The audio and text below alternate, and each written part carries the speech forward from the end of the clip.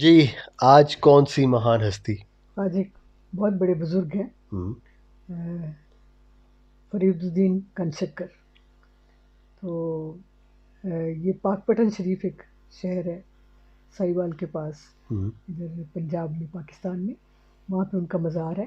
اور یہ پنجابی کے پہلے صوفی شاعر ہیں، اور جو سکھوں کی مقدس کتاب ہے گرنتھ صاحب، اس میں بھی ان کی شاعری اور اس کے اشلوک شامل ہے۔ تو ان کی لائف ہسٹری دیکھتے ہیں۔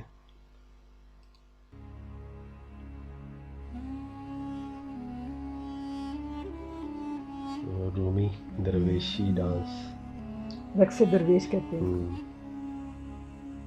ناظرین اکرام، بابا فرید رحمۃ اللہ علیہ بر صغیر کے اولیاء کرام کی فہرست میں ایک نمایاں حیثیت رکھتے ہیں۔ آپ کا خاندانی نام فرید الدین مسعود ہے اور والدہ کا نام کرسم خاتون اور والد محترم قاضی جلال الدین ہے۔ بابا فرید 5 سال کی عمر میں یتیم ہو گئے، لیکن دنیا آج بھی بابا فرید کو گنج شکر کے لقب سے یاد کرتی ہے۔ ان کا یہ لقب گنج شکر کیوں پڑا، اس کے بارے میں مختلف کتابوں میں مختلف روایات پائی جاتی ہیں، جن میں سے ایک روایت یہ ہے کہ بابا فرید کو گنج شکر پہلی مرتبہ ان کی والدہ صاحبہ نے کہا۔ کرسم خاتون یعنی بابا فرید الدین کی والدہ بہت عبادت گزار، پرہیزگار، نیک خاتون تھیں۔ آپ کی ایک کرامت کا تذکرہ اکثر معتبر تواریخ میں موجود ہے کہ ایک مرتبہ آپ کے شہر میں قحط پڑ گیا۔ جب کئی برس تک بارش کے آثار نظر نہ آئے تو آپ کے شہر کے لوگوں نے اپنی ازواج کو آپ کے پاس دعا کے لیے بھیجا۔ آپ کی والدہ نے خواتین کے اصرار پر اپنے صحن کی جھاڑو نکالی اور 2 رکعت نفل ادا کرنے کے بعد یوں دعا فرمائی: اے میرے پروردگار، جھاڑو سے صفائی کرنا میرے اختیار میں تھا، سو میں نے تمام کچرے کو سمیٹ دیا۔ اب پانی کے چھڑکاؤ کے لیے بارش کی ضرورت ہے، جو کہ میرے اختیار میں نہیں ہے۔ کہتے ہیں کہ حضرت کرسم خاتون کے ہاتھ ابھی بلند تھے کہ ایسی زوردار بارش ہوئی کہ تمام شہر جل تھل ہو گیا۔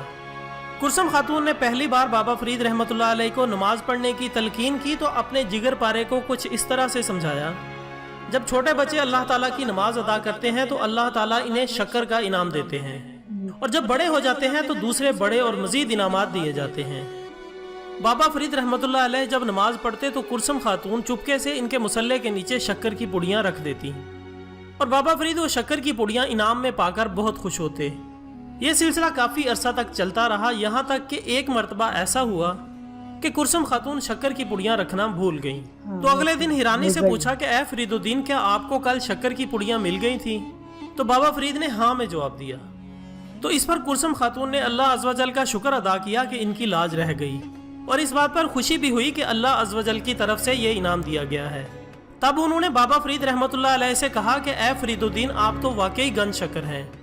روایات میں بیان ہوتا ہے کہ بابا فرید رحمۃ اللہ علیہ کے مرشد کامل حضرت قطب الدین بختیار کاکی نے 3 دن کے لیے طے کا روزہ رکھنے کا حکم دیا۔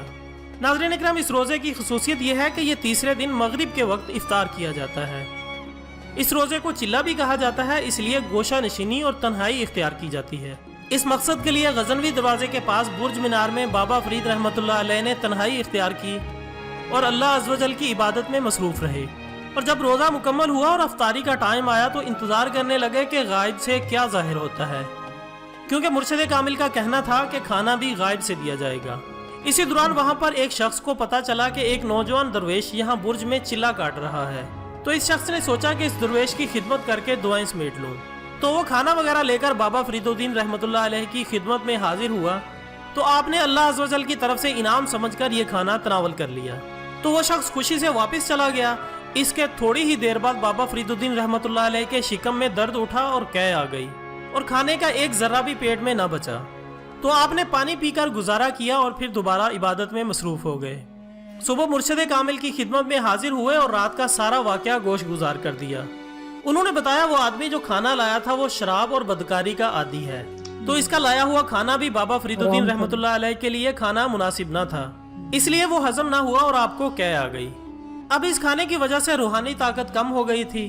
اب مرشد کامل نے کہا کہ اے فرید الدین، تمہیں طے کا ایک اور روزہ رکھنا ہوگا، اور اس بار انسان کے لائے ہوئے کھانے کا انتظار نہ کرنا اور غیب سے جو بھی میسر ہو اس سے افطار کر لینا۔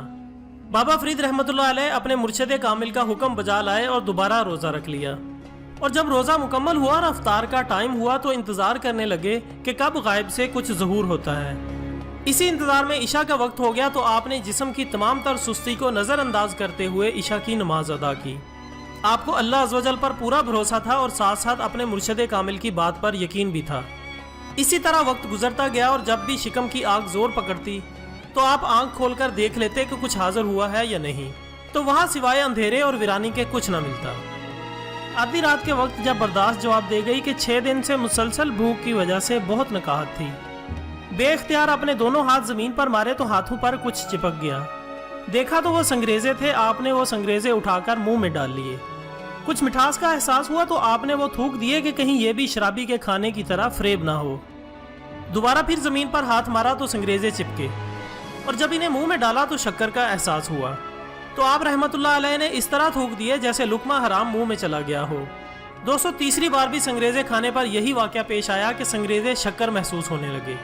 तो बाबा फरीद रहमतुल्लाह अलैह ने इसे तोहफा गायब समझा और इसके साथ ही आपको मुर्शिद कामिल के ये अल्फाज याद आ गए कि ए मौलाना फरीद, जो कुछ भी गायब से जाहिर हो इसी से अफ्तार कर लेना। दूसरे दिन बाबा फरीद रहमतुल्लाह अलैह मुर्शिद कामिल की खिदमत में हाजिर हुए। आपको देखते ही पीरो मुर्शिद ने फरमाया, ए मौलाना, क्या रोज़ा मुकम्मल हो गया? जवाब में बाबा फरीद रहमतुल्लाह अलैह ने अजीब व गरीब वाकया सुनाया और सुनकर इंतजार करने लगे कि हजरत बुख्तियार काकी रहमतुल्लाह अलैह इस वाक़े की क्या तोजी पेश करते हैं। पीरो मुर्शिद ने मोहब्बत अमेज नजरों से बाबा फरीद रहमतुल्लाह अलैह की तरफ देखा और बोले कि ए फरजंद, अल्लाह अज़्वजल अपने नेक और फरमाबरदार बंदों को ऐसी निशानियां दिखाता है। वो संग्रेजे हकीकत में संग्रेजे ही थे, मगर तुम्हारे लबों को छूकर अपनी फितरत बदल देते थे और ये सब अल्लाह अज़्वजल के हुक्म से ज़हूर पजीर हुआ था। हजरत बुख्तियार काकी रहमतुल्लाह अलैह ने फरमाया कि ए फरीद, तुम्हें कुदरत का ये इनाम मुबारक हो कि आज से तुम गन शकर बन गए हो। एक बार पीरो मुर्शिद की जुबान से ये अल्फाज क्या अदा हुए, बाबा फरीद रहमतुल्लाह अलैह क़यामत तक के लिए गन शकर बन गए। और आखिर में अल्लाह ताला से दुआ है कि अल्लाह ताला हमें अपने बरगुज़ीदा बंदों की पैरवी करने की तौफीक अता फरमाए। आमीन सुम्मा आमीन। कल मिलते हैं एक नए टॉपिक के साथ, तब तक के लिए इजाज़त दीजिएगा। अपना दोस्त बहुत खूब और बड़ी मुख्तसर इन्होंने बताया है, हालांकि लाइफ हिस्ट्री सारी होनी चाहिए थी। इन्होंने कुछ वाकयात बताया ना सिर्फ असल में कोई गन शकर क्यों कहा गया उनको ना, तो ये तो उनकी करामात थी। लेकिन ये है कि उनकी शायरी या श्लोक भी सुनेंगे और उनकी बाकी लाइफ हिस्ट्री। ले जी, ये छोटी सी मखसूस सी एक डॉक्यूमेंट्री थी बाबा फरीद गन शक्कर के बारे में, तो आप भी देखें, हो सकता है आपको भी कुछ नया जानने को मिले। और मिलते हैं किसी और वीडियो में, तब तक के लिए अपना ख्याल रखें, दुआ में याद रखें। रब रखा। अल्लाह हाफ़िज़।